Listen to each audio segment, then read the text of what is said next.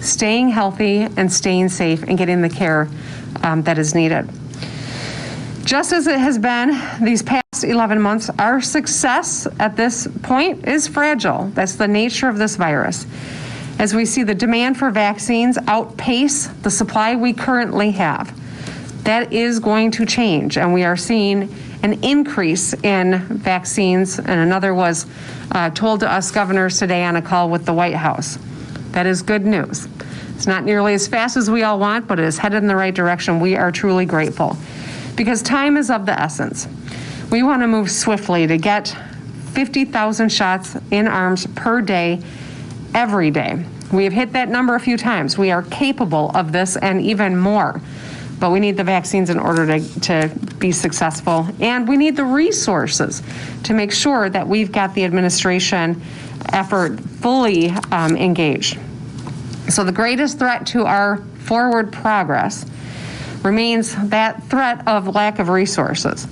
The state legislature has not yet appropriated all the dollars that the federal government made available to Michigan, and we need them to take action. These are dollars that came from a bipartisan group of our congressional delegation and were signed into law by President Trump, and that we still haven't deployed into Michigan.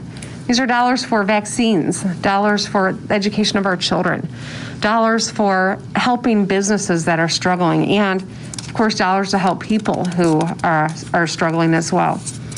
So we need Republicans and Democrats in Michigan's legislature to appropriate these dollars, all of these dollars, as quickly as possible. Delaying efforts to fully appropriate these resources and leaving dollars on the table that are so crucial to our economic recovery threatens the progress that we have made to date. We are in a race, as I've said. There are variants that are now present and that we have got to be concerned, and that's why we must move swiftly for the health of our people, for the sake of our economy, for the sake of our kids. Without building on the momentum that we have created so far, by neglecting to get these federal dollars deployed through the Michigan COVID recovery plan, we may fall on the priority list of supplies, and as a result see a slowdown in our vaccination rates. This is a very real threat. Michigan has been a leader and we have been able to get the supplies we need. But if those dollars aren't appropriated quickly enough, that could be at risk, which means our recovery will take longer, our vaccination rates could decline, and that's why we've got to have help and partnership from the legislature, because Congress did their part. Now we need our state legislature to do theirs. I was pleased that Senator Paul Voino has introduced a bill to do this. I am hopeful that both sides of the aisle can come together and get this done. And I continue to extend my hand in partnership to anyone who wants to focus on these fundamentals, because this is what our economy is going to depend on the most. And we know how important it is for the health of our people. As part of my commitment to keep Michigan safe and moving forward, 1 month ago, my administration set a goal that all school districts would be prepared to offer an in-person learning opportunity for students no later than March 1st, and earlier if possible. For the better part of a year now, many students, parents, educators, and support staff from across the state have done the best they can and to get the best out of virtual learning. They've demonstrated incredible leadership and what a fundamental role that our teachers and support staff play in the education of our children. They've managed to continue lunch programs for those who rely on them, give emotional counseling for the countless students who need it, and ensure that our students received the academic support necessary, whether that was being done remotely, in person, or both. Through creativity, through passion, through persistence, they've helped students continue learning and growing during this time. And it's been nothing short of inspiring, which is why I will continue to do all that I can to support them, including through our Michigan Classroom Heroes Grant Program. The value of in-person learning, however, for our kids is immeasurable. And we've got to do everything we can to get them back safely in the classroom so that they get the education they need. We know that in-person learning provides a key benefit for many parents who rely on children being in school so they can go to work and fully participate in our economy. What's more, many students and families have struggled with remote learning and need opportunities for face-to-face interactions with educators, even if school offers some sort of a hybrid schedule to allow for smaller groups of students to gather. Already, many districts across the state have returned to some form of in-person learning for this school year, and they have been largely successful. This can be done safely with the safety protocols and a strategy to keep our students and our teachers and our support staff safe. So I am grateful for the leadership that is happening in districts across Michigan. They've been creative and they've been truly committed to supporting our students. This is why we're strongly encouraging districts provide as much face-to-face learning as possible, because it is just crucial for the success of our kids, especially our youngest kids, especially kids who are from disadvantaged circumstances, kids with special needs or English language learners in particular.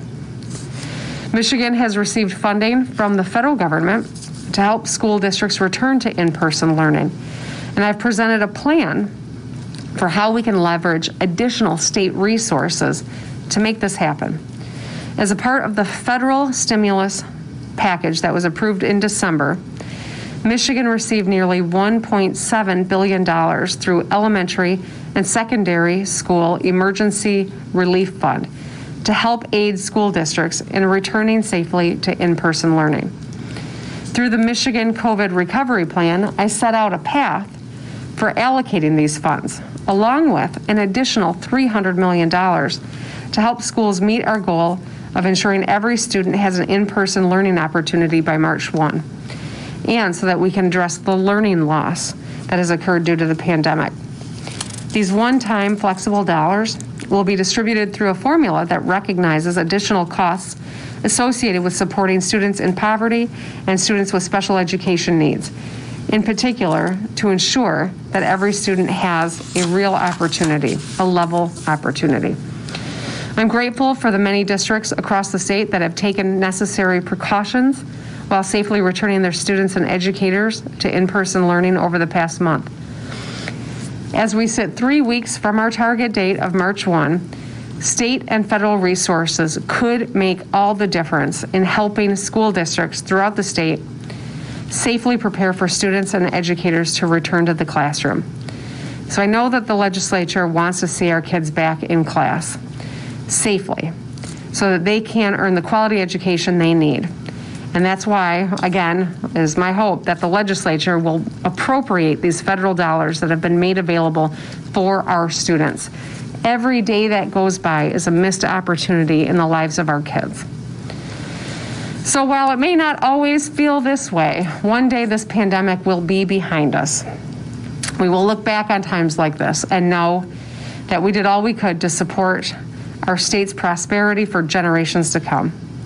And that's why it's so critical that we continue doing everything we can right now to build on the progress we've made. It means encouraging the legislature to join forces with me to get the Michigan COVID recovery plan passed so we can help our local communities and our school districts and our businesses and our vaccine distribution. I know that every one of us, trust me, every one of us is longing for the opportunity to return to normalcy. And we're feeling the fatigue as we get closer to the 1-year mark of COVID-19 being here in Michigan. And I get it, and I feel it too. But we cannot let our guards down now. We've got to stay vigilant. We've got to continue doing everything we can to put an end to this pandemic. Masking up, social distancing, washing our hands, making your plan to get your vaccine when it's your turn. We can and we will get through this together, Michigan. And with that, I'll turn it over to Dr. J. Thank you, Governor. So as of yesterday, we were at 569,417 cases and 14,905 deaths due to COVID-19 in the state. Case rates have steadily declined to 144 cases per million, down 81% from the mid-November peak. 4.5% of tests in the state are coming back positive, and that continues to decline. Only 6% of hospital beds are being used to treat COVID-19, down 72% since the fall peak on December 1st. While our numbers continue to trend overall in the right direction, I'm very concerned about what we are seeing with the new B.1.1.7 variant. We now know of 45 cases of the variant identified in Michigan across 10 counties, and there will be more. While this variant first appeared in the UK, the cases we are seeing in Michigan have not all been associated with someone who had a history of traveling, which means the variant is likely in the general community. This variant is more easily spread from person to person, meaning if we are not vigilant, we could see a rise in cases, hospitalizations, and deaths similar to what they saw in the UK. Now, I know this may sound overwhelming, but the good news is we know how to slow the spread. And it's the same thing Michiganders have been doing so well for the past year to slow the spread of the virus and bring our curve down last spring and in the fall. We also know that in-person learning can be done safely, and in many school districts across the state, this is already happening. Medical experts and epidemiologists from across the country have closely followed the data and recognize that schools can establish a low risk of virus transmission by making sure that everyone does things like wearing masks and adopting careful infection prevention protocols. That's why we continue to encourage all school districts to develop and implement their own plans to adopt an in-person learning option by March 1st. And we at MDHHS stand ready to support however we can. The most important thing everyone can do to limit the spread of the new variant and to keep our kids in school is to remain vigilant. Do not gather with individuals outside of your own household. Wear a mask properly and consistently, and be sure to socially distance and wash your hands. Get a test if you have symptoms, if you've been exposed to someone who has COVID-19, or if you've recently traveled to a place that is known to have a COVID-19 variant that is circulating. Also, please do get your vaccine when one becomes available to you. Currently available data on the Pfizer and Moderna vaccines show that they are effective against this new B.1.1.7 variant. Viruses change and mutate when they have the opportunity to spread. So getting vaccinated will not only slow the spread of the usual COVID-19 virus, but it will also prevent the virus from getting the opportunity to mutate as it spreads from person to person. So it's important that as many people as possible get vaccinated as we work to end this pandemic. We are making progress, as the governor mentioned, in our goal of vaccinating 70% of Michiganders age 16 and up as quickly as possible. To date, over 1.2 million doses of vaccine have been administered to Michiganders. Every dose of vaccine that is available to the state is either administered or scheduled to be administered. Every resident and staff in a skilled nursing facility has been offered a first dose of the vaccine, and many have already completed their second doses as well. 11% of Michiganders age 16 and up have received at least one dose of the safe and effective vaccines, and about a quarter of all Michiganders age 65 and up have been vaccinated. We are pleased to have received a 16% increase in the amount of vaccine coming into the state, and are hopeful that a new vaccine made by Johnson & Johnson will potentially be authorized at the end of this month. So this is great news.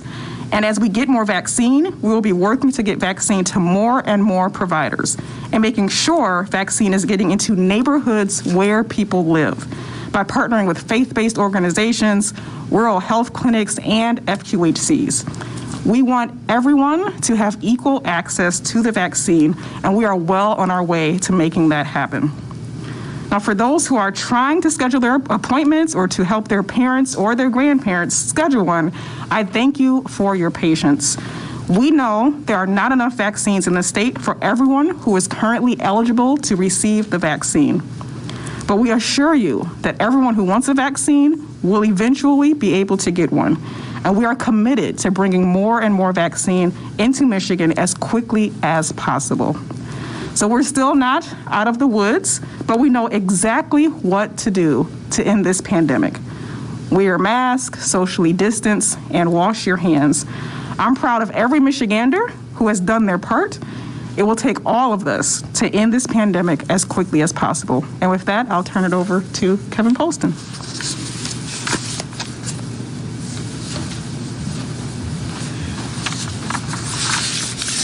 Thank you, Dr. Caldoun, and thank you to Governor Whitmer. My name is Kevin Polston, and I'm proud to serve as the superintendent at Godfrey Public Schools.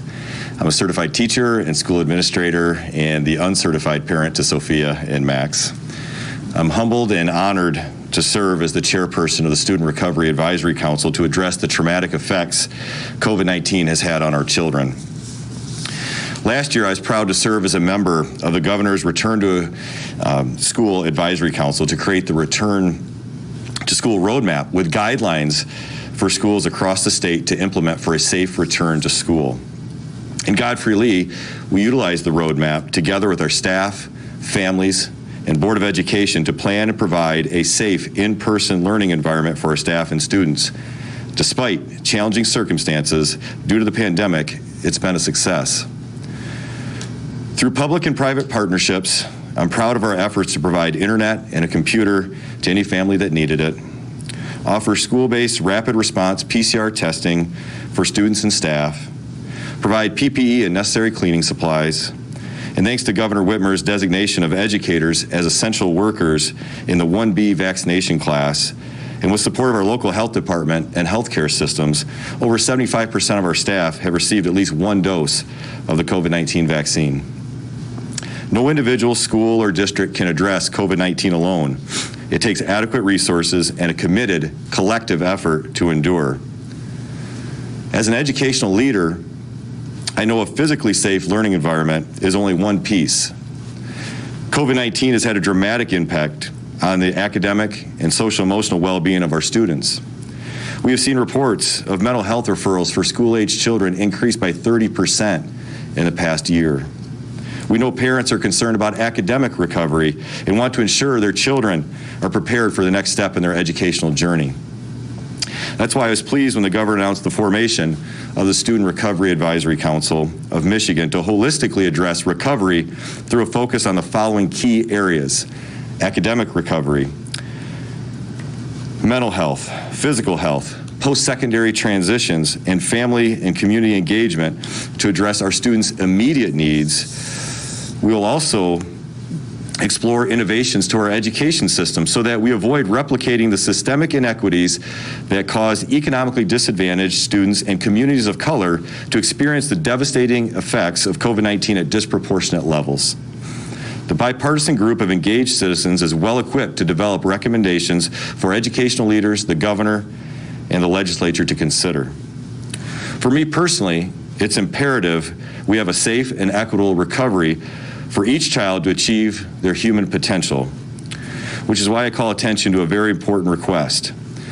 The simple fact is this recovery will require additional resources to meet the needs of our students.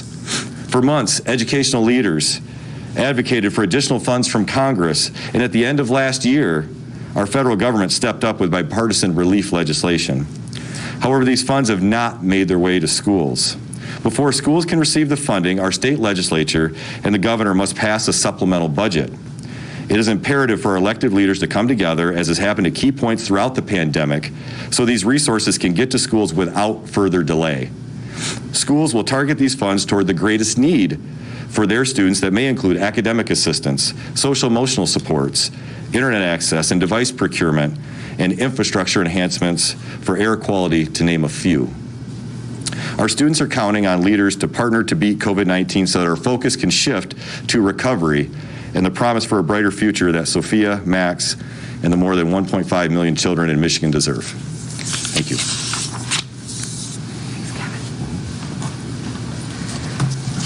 Thank you, Superintendent. I really appreciate your leading the task force so that we can make thoughtful decisions as we move forward to get our kids back and safely and address the academic recovery issue that we all know we're going to have to grapple with. The whole world's going to grapple with, but we want to make sure our kids in Michigan have got some of the best minds sitting around the table putting that plan together. So thank you for leading that effort. And of course, Dr. J, always good to spend some time with you. With that, happy to open it up for some questions. Thank you, Governor. First question will come from Eric Lloyd, 9 and 10 News. Hello, Governor Whitmer. I was just wondering, now that we have both the House GOP and the House Senate COVID relief plans, both of them are smaller than your plan, the Senate much more than the House.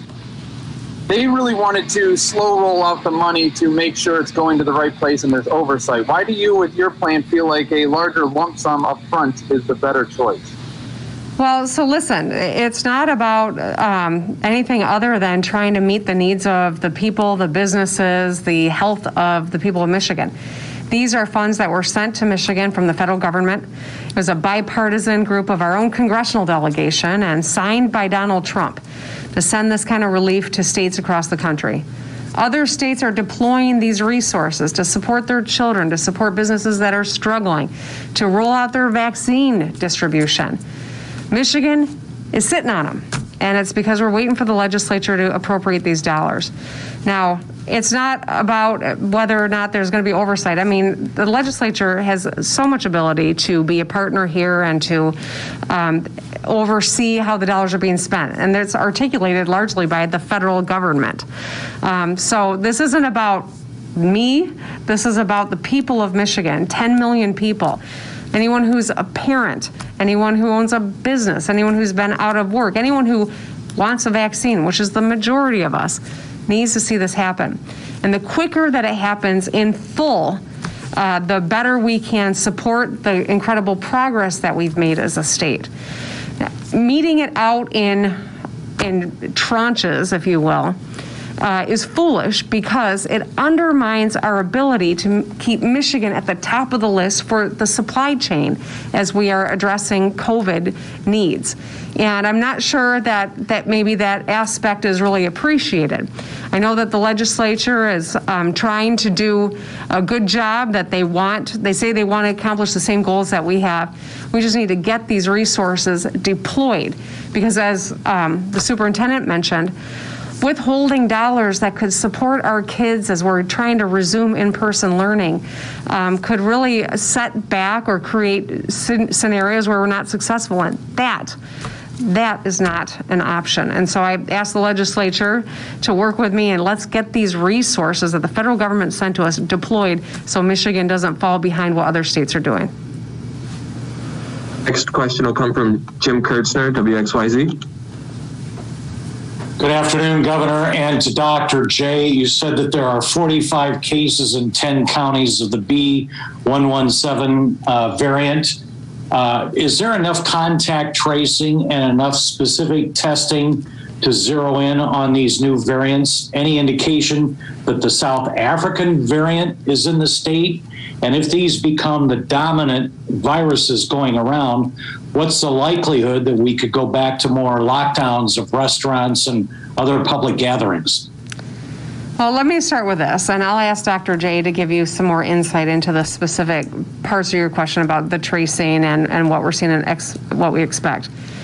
No one wants to go back, take steps backward, and that's why we're asking everyone to keep doing their part. The B117 variant, the other variants that we've seen around the globe, we still know that they can't pass person to person if we wear our masks, we socially distance, we wash our hands. We still know how to beat these viruses and these variants of this virus if we continue to do that.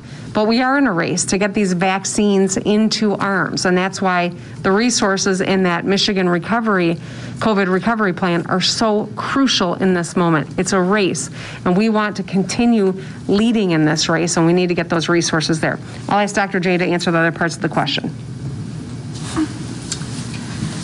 Yeah, so of course I'm concerned, but as the governor said, masks, social distancing, washing hands, those things work. As far as our contact tracing and testing, we actually are in a very good place because our case numbers overall are continuing to come down. So we have contact tracers. We actually have plenty of antigen tests. And so when we have identified outbreaks associated with the variant, we are doing very aggressive testing, contact tracing, quarantining, and isolating. So we have revved up our public health response. And I'm confident in what we've done with our local health departments and other places where we've seen these outbreaks. And for the South Africa variant, I'll say we do not, at this point, know of any of that variant that is located in the state of Michigan. We continue through the leadership of our state laboratory to do whole genome sequencing for any potential samples that may be that variant. But we have not identified that one as of yet in the state. And if I can take a minute to brag about the Michigan State Lab, they are doing phenomenal work. People seek out our lab for consultation on a variety of issues, and so it's really impressive what's happening right here in Michigan. Next question will come from Callie Rainey, WWMT. Hi there. Just a couple of questions about Pfizer. So Pfizer is hoping to cut manufacturing time almost in half. So does that mean we'll get more vaccines sooner? And on top of that, how do we plan for that rollout if so? And then while we're on the topic of Pfizer, any updates on the state possibly buying directly from Pfizer? So thank you. Lots of questions there. I'll do my best to answer them all briefly. So I was just at Pfizer. It was a great opportunity to see what is happening in Portage, Michigan. I mean, it's a reason for all Michiganders to be proud. We are the epicenter of hope in many regards. So they are building out, these are biologics. And so it's not something that just doubles overnight. Even if you have every resource that is being thrown toward the cure, it still takes time to ramp up. We are seeing that happen, and we're seeing access to additional vaccines coming online probably in the coming weeks as well. All of these are going to be greater tools for us to combat COVID. None of it's going to happen as fast as we all want it to, but it is headed in the right direction, and it's incredibly exciting, and I think it gives you reason to feel very optimistic about the fact that we will return to some normalcy as quickly as that ramps up. Now, because of their early use authorization, they are precluded from selling directly to the state. Our request at the end of last year was based on the fact that we had no assurances coming from the federal government. We didn't see that it was being ramped up. The federal government hadn't even paid for the vaccines. That's all very different now with this new administration. And so the need to buy directly is not what it was back in December, because the U.S. government is giving us insight, transparency, continually increasing the number of vaccines that are coming online, and have already pre-purchased a lot of those vaccines. So it is all going in the right direction, which is where we had always wanted it to see it headed. Take a few more questions. We'll turn it over to Chad Live and go to Cranes. Governor, good afternoon. How much vaccine could Michigan lose, and when would the federal supplies start being diminished if we don't utilize the federal funding? It's hard to put a specific number on it, Chad. I'll just tell you this. We have been able to purchase and secure the supplies and keep Michigan at the top of the line in terms of our supply chain needs. If there is a funding gap, or if the chain, the suppliers with whom we are contracting see that we don't have the resources to follow through on what we anticipate our needs being, that could bring Michigan down the list in terms of us bringing those supplies into Michigan. If that happens, then we are slow down the number of vaccines that we're getting in arms every single day.